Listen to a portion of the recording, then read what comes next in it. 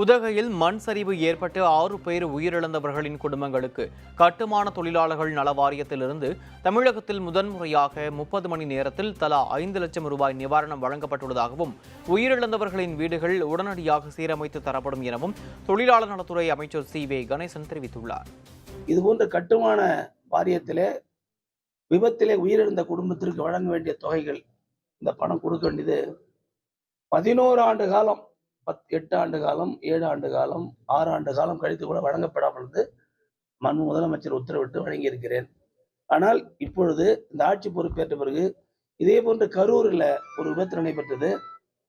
முதலமைச்சர் உத்தரவிட்டு தான் அதுவும் இது போன்றுதான் 48 மணி நேரத்திலே அந்த தொகையை அந்த குடும்பத்திற்கு வழங்கியிருக்கிறோம்.